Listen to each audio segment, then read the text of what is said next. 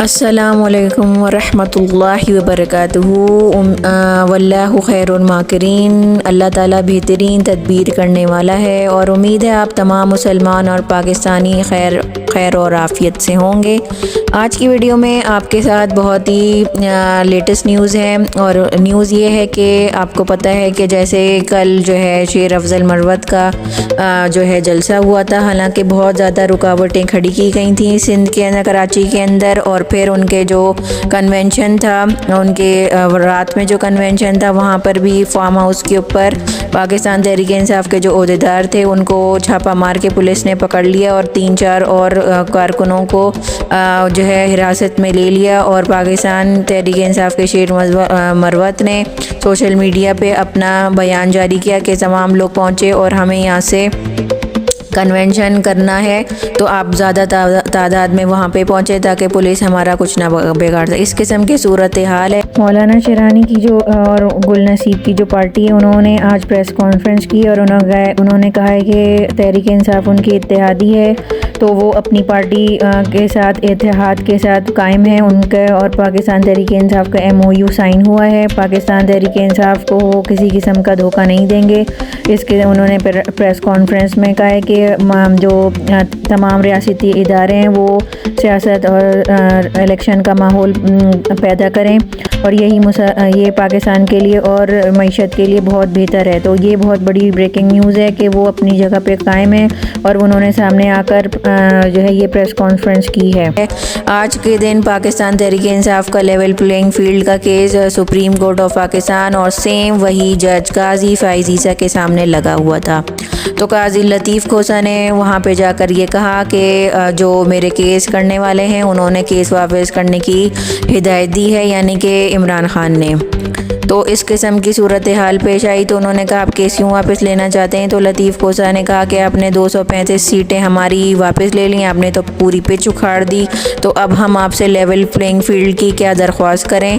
हालांकि जब शुरू में जब ये केस हुआ था मैं उसका जो है चशमदीद गवाह था। मेरे सामने लोगों से उनके कागजात नामजदगी छीने जा रहे थे, लोगों को हिरासा किया जा रहा था, उनको अंदर दफ्तर में पुलिस और दूसरे जो एजेंसियों वाले एहलकार हैं वो उनको ज़बरदस्ती अंदर दाखिल नहीं होने दे रहे थे और उनको रिटर्निंग ऑफिसर्स के दफ्तरों के अंदर दाखिल नहीं होना दिया जा रहा था। वकीलों को भी अगवा किया जा रहा था, हिरासत में लिया जा रहा था और हमारे जो है कागज़े नामजदगी को जो है वो फाड़ा जा रहा था। उस वक्त आप कहते हैं मैं सोशल मीडिया नहीं देखता, मैं TV नहीं देखता, लेकिन आपको बाकी चीज़ों की खबर बहुत होती है।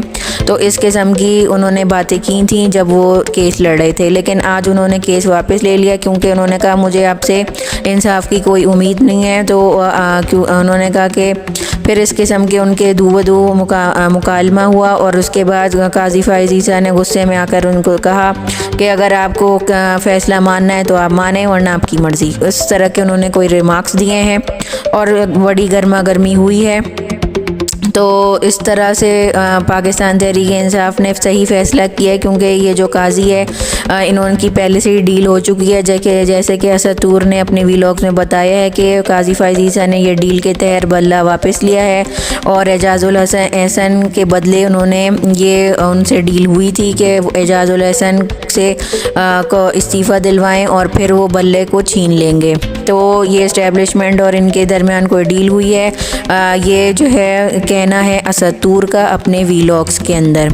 तो इस किस्म के जो है मसाइल का सामना है पाकिस्तान तहरीक इंसाफ को, लेकिन पाकिस्तान तहरीक इंसाफ के जो लोग हैं, पाकिस्तान की जो आवाम है वो इतनी ज़्यादा पुरजोश है और वो इमरान खान को हर किसी भी कीमत में हारने नहीं दे रही और उन्होंने अगर अलग अलग जो निशानात अलॉट हुए हैं अभी से उनकी कैंपेन को शुरू कर दिया है और वो भी बेहतरीन तरीके से शुरू कर दिया है। तो पाकिस्तान तहरीक इंसाफ के लोगों को, सपोर्टर्स को और पाकिस्तानियों को बिल्कुल भी अफसोस करने का मकाम नहीं है, रोने धोने का मकाम नहीं है और आप लोग अपने जज्बे के साथ ये सारा अमल करें। और नवाज़ शरीफ अभी तक एक भी जलसा नहीं कर पाए हैं, हालांकि अब पाकिस्तान तहरीक इंसाफ की के पास बल्ला भी नहीं है, फिर भी इनका कोई इलेक्शन कैंपेन नहीं हो रही है, कुछ नहीं हो रही है। और जहाँ कहीं पे एहसन इकबाल जहाँ पर गए अपनी इलेक्शन कैंपेन में तो उनको बहुत ज़्यादा हजीमत का सामना उठाना पड़ा। जावेद लतीफ़ की भी कॉन्स्टिट्यूंसी में सिर्फ चंद लोग थे, चंद 10-15 या मुश्किल से 40-50 लोग थे, और वो खाली तालियां बज रही थी खाली कुर्सियों के ऊपर। वो बड़े खुशी से गलियों में वो अपना कन्वेंशन कर रहे हैं, और जहाँ पे ज़रा बराबर बिल्कुल बराए नाम लोग हैं और उनके इस्तकबाल के लिए भी कोई लोग मौजूद नहीं थे। तो इस किस्म के हालात पैदा हो गए हैं ये जावेद लतीफ़ और मुस्लिम लीग नून के।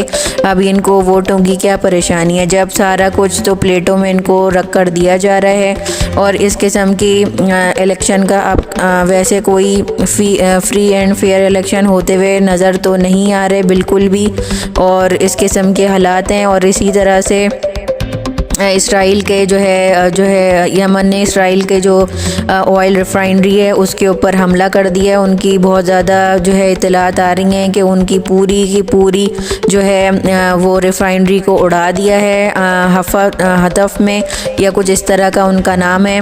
तो वहाँ पे उनका पूरा ऑयल रिफाइनरी को उड़ाकर उनका जहाँ से पूरा जो ऑयल का सिस्टम था पूरे इसराइल को वहाँ से पहुँचाया जाता है, ऑयल उनकी पूरी सप्लाई का रास्ता था उसको उड़ाया है। लेकिन अभी नुकसानात का तखमीना नहीं लगाया जा सका।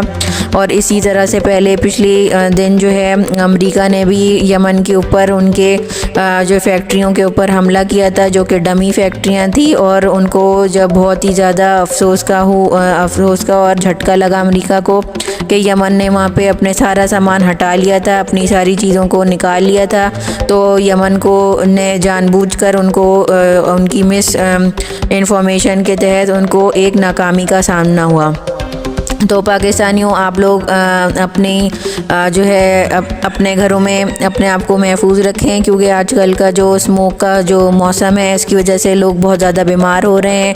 और लोड शेडिंग हद से ज़्यादा इस्लामाबाद में भी बहुत ज़्यादा बढ़ गई है, और इतनी इस वक्त भी बिजली की इतनी अभी भी शॉर्टफॉल है। हालांकि अभी बिजलियों का गर्मियों का मौसम भी नहीं आया है, फिर भी इतनी ज़्यादा लोड शेडिंग होना स्टार्ट हो गई है कि गर्मियों में पाकिस्तानियों आपका क्या बुरा हशर होने वाला है। गैस की कीमतों में भी बहुत होशरुबा इजाफा हो चुका है, जिसकी हुकूमत को कोई फ़िक्र नहीं है, ना ही किसी और को कोई फ़िक्र है। बस ये लोगों को जो है उठा रहे हैं, उनके घरों पे तशद्दुद कर रहे हैं, लोगों के घरों में छापे मार रहे हैं। इसके अलावा पाकिस्तान की जो हमारे हुक्मरान हैं और बाकी लोग हैं रियासती इदारे, उनका ध्यान सिर्फ इसी चीज़ के ऊपर लगा हुआ है। तो पाकिस्तानियों आप लोग अपनी ख्याल खुद रखें और अपनी फ़िक्र करें, अपने बच्चों को भी मास्क पहना के स्कूल और उनको ढक कर भेजें ताकि आप लोग जो है महंगी दवाओं के ख़र्चों से और डॉक्टरों की फ़ीसों से बचें। तो अभी आज की वीडियो बस यहीं तक। जज़ाकल्लाह खैरन, और आप मेरे चैनल को लाइक करें, सब